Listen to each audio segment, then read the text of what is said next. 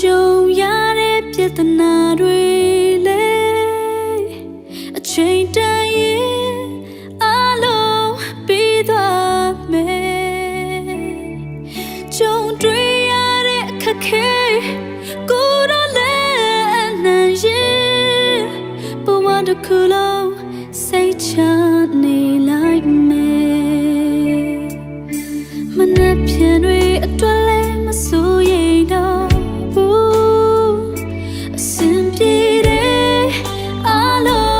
ခင်ကြောင့်ပဲကြုံတွေ့ရတဲ့အခက်ခဲ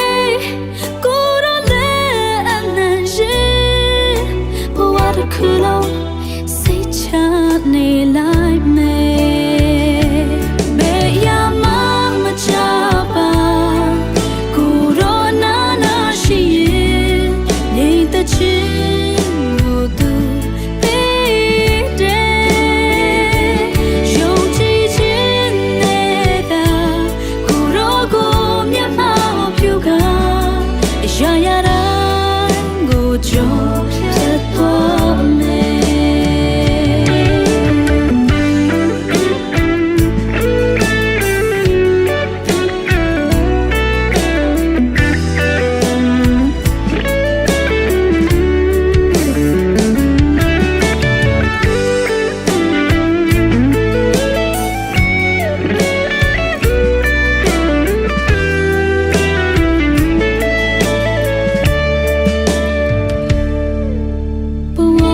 ကြုံရတဲ့ပြဿနာတွေလေ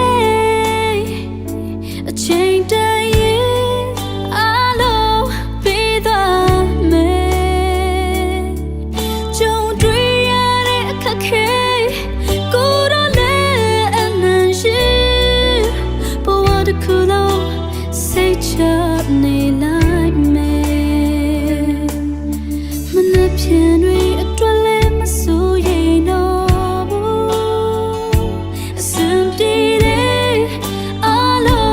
ခင်ကြောင့်ပဲကြုံတွေ့ရတဲ့အခက်ခဲကိုယ်တော့လည်းအနှံ့ရင်ဘဝတစ်ခုလုံး